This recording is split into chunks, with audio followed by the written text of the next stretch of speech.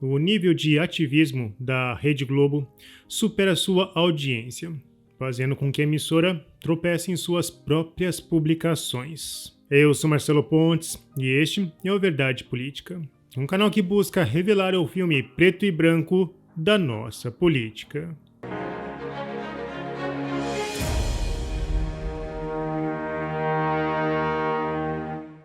Houve muito barulho sobre o PL 1904 de 2024, que equipara o aborto de feto, quando houver viabilidade fetal, ao crime de homicídio simples. Esse PL não altera o entendimento vigente, que foi estabelecido durante os governos petistas, com base nas diretrizes da própria OMS. E claro que ninguém esperava uma resposta racional da militância. Afinal, eles sempre saem às ruas para defender a camisa do seu time, sem saber o que de fato está acontecendo. Porém, seria esperado mais da nossa mídia tradicional. A jornalista Mônica Bergman pontuou ser importante. Bispo Dom Angélico Sândalo Bernardinho contraria CNBB e diz que projeto por aborto é leviandade.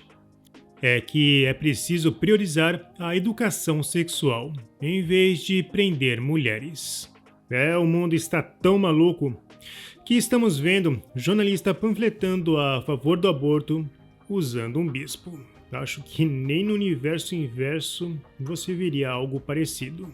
O conceito ético foi tão distorcido pelo ativismo que jornalistas não conseguem mais perceber suas próprias incoerências. Ontem na Globo News, a jornalista tropeçou no seu próprio ativismo ao falar de um bebê baleado. Agora eu quero chamar a atenção de vocês para esta imagem aqui. O retrato de uma violência inominável, sem medidas, gente. Esse é um raio-x de um bebê que foi baleado na barriga da mãe, que estava grávida de 7 meses. E agora o bebê está lutando na UTI pela própria vida. É estranho você precisar de um raio-x para ter a percepção de um bebê na barriga de sua mãe grávida. Bom, esse ativismo faz a gente abusar das redundâncias. E muitos jornalistas desta mesma emissora distorceram fatos e até chegaram a espalhar inverdades sobre o PL. Bom, neste vídeo vou passar todas as visões sobre este, que é considerado um tema delicado. Primeiro, o conceito lógico, e que não precisaria de mais argumentos. Bom, homicídio é matar uma vida humana. E o que seria uma vida humana? A ciência define que tempo é relativo. Portanto, a vida surge na fecundação, mesmo que seja na forma potencial. E a definição de direitos humanos proposta por ativistas de esquerda não faz o menor sentido. Sem direitos humanos, upi! Com direitos humanos. Sem direitos humanos, upi! Com direitos humanos. E pronto, acabou o vídeo. Brincadeira, eu tenho que ser mais chato do que isso. Qualquer pessoa de direita ou esquerda chamaria de monstro um ser humano que mata bebês. Já Lula conseguiu inverter a ordem e o sentido do debate. Por que uma menina é obrigada a ter um filho de um cara que estuprou ela? Que monstro vai sair do ventre dessa menina?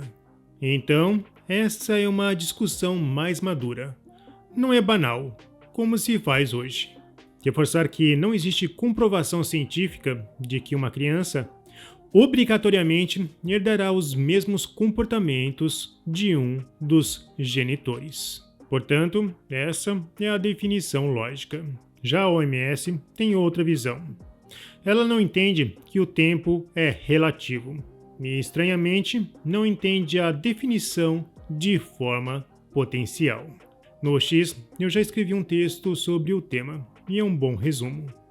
A questão da punição da vítima de estupro não está contemplada em projetos de lei, como o PL 1904 de 2024, que se concentra na penalização do aborto realizado após a 22ª semana de gestação. Isso se baseia na definição da Organização Mundial da Saúde, OMS, sobre o aborto, que abrange até a 22ª semana. Após esse ponto, mesmo em casos de morte do feto no útero, é considerado natimorto. Essa definição não é arbitrária na comunidade médica. Com relação à saúde pública, interromper a gestação após 5 meses representa riscos significativos para a saúde física e mental da mãe. Inclusive, essa orientação aparece na nota técnica do Ministério da Saúde sobre violência sexual contra mulheres e adolescentes, divulgada durante o governo Dilma. E é esse entendimento que está sendo discutido. Na verdade, a lei só traz o procedimento de volta para o entendimento da lei e não libera geral. Alguém aqui é contra a OMS por questões partidárias? E aqui está o entendimento que mencionei. O próprio presidente do Conselho Federal de Medicina diz que há limites para a autonomia da mulher.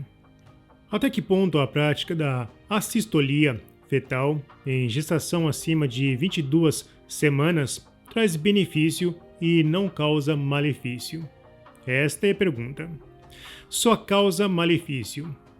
Nesse campo, o direito à autonomia da mulher esbarra, sem dúvida, no dever constitucional imposto a todos nós de proteger a vida de qualquer um, mesmo um ser humano formado com 22 semanas. No Senado, houve um debate acalorado entre Tronic e Girão. Quando uma mulher chega num hospital público, pede para estuprar e não apresenta, requer o aborto, sob a alegação de estupro, o que nós exigíamos era que ela registrasse o boletim de ocorrência. E o que nos foi dito, e foi, ok, nós nos calamos e voltamos porque nós entendemos um dos motivos. E eu vou simplificar. É denunciado um parente, porque a ação, quando é menor, é pública, incondicionada à representação. Se eu registro um boletim de ocorrência, nesse caso de estupro, é obrigatória a abertura de um processo. E como que essa criança volta para casa? E não é obrigada a abortar quem foi estuprada e por acaso engravidou. Vai quem quer de acordo com a sua fé, com a sua consciência. Por quê? Porque o Estado é laico e justamente quem tanto fala em liberdade quer tolir a liberdade alheia, quer impor a sua fé. Um verdadeiro fundamentalismo. Isso é ditadura. Que a gente possa tirar do tapete certas situações que são sempre repetidas como uma narrativa de coisas que foram selecionadas e colocadas na mídia. Nós ouvimos aqui o Conselho Federal de Medicina que não teve voz. Mas o que aconteceu ontem aqui, e aí a gente vê quem realmente é a favor da vida, que não sabe o que está falando, talvez nem o projeto tenha lido, mas não foi debatido sobre o projeto ontem aqui. O projeto 1904 está lá na Câmara. O que a gente debateu aqui foi sobre a assistolia fetal, que é sim matar um bebê já viável para nascer. Detalhe, o que é que nós estamos falando aqui? Ou mata dentro do ventre, num processo de tortura que foi mostrado aqui, e esse método, senhores, senhoras senadoras, senhores senadores, nem animais irracionais, nem animais é permitido. Por que que com seres humanos é permitido? Que dois pesos são esses? Que sanha é essa de perseguir crianças? E um detalhe, eu trouxe dados ontem aqui que outros médicas e médicos colocaram. A mulher fica com consequências no aborto Nós estamos aqui defendendo duas vidas. Duas vidas. Consequências de ordem emocional, de ordem psicológica, mental e até física. Já do ponto de vista legal, precisamos entender que todo aborto é considerado crime no Brasil. Porém, há casos que ele é permitido por excludente de ilicitude. Estes são: quando a gravidez é resultado de estupro, quando há risco de vida para a gestante, no caso de anencefalia, conforme decisão do Supremo Tribunal Federal, em 2012. O excludente de ilicitude significa excluir a ilegalidade de uma ação, mas não a lei em si. Também precisamos entender que o crime precisa ser definido através de provas. Um abusador será preso, mas diante de apresentação de provas. Ninguém pode ser preso por meras alegações. Caso contrário, a execução da lei vira anarquia. E para haver aborto, precisa da prova do estupro, a mesma prova que condenará o criminoso. Deixar claro que nenhuma menor será presa por praticar o aborto de um feto em viabilidade fetal. No máximo, ela terá medidas socioeducativas, mas nunca reclusão. E, por último, o ponto de vista religioso. A defesa mais fácil de ser feita. O corpo é o templo do Espírito Santo. E em Jeremias podemos ler: antes de formá-lo no ventre, eu o escolhi. Antes de você nascer, eu o separei e o designei profeta às nações. Mas é em Salmos que vislumbramos a luz deste tema. Pois tu formaste o meu interior. Tu me teceste no ventre de minha mãe. Eu te louvo porque me fizeste de modo especial e admirável. Tuas obras são maravilhosas. Digo isso com convicção. Meus ossos não estavam escondidos de ti. Quando em secreto fui formado e entretecido como nas profundezas da terra. Os teus olhos viram o meu embrião.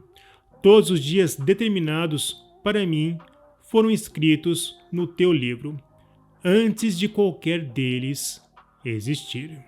Bom, mas e o jornalismo? Como fica? André Marsiglia conta o fim desta história. Escrevi há algum tempo um artigo chamado O Jornalismo Acabou. Dizia que boa parte dos jornalistas abandonaram as notícias à própria sorte e passaram a dar opiniões. Como as redes possibilitaram escolher que opinião ouvir e a favorita não é dos jornalistas, o artigo concluía que o jornalismo se perdeu e acabou. Não vejo que brasileiros deixaram de consumir notícias, mas que jornalistas deixaram de as oferecer. A crise não é do público, nem das notícias. A crise é do jornalismo, uma crise de identidade.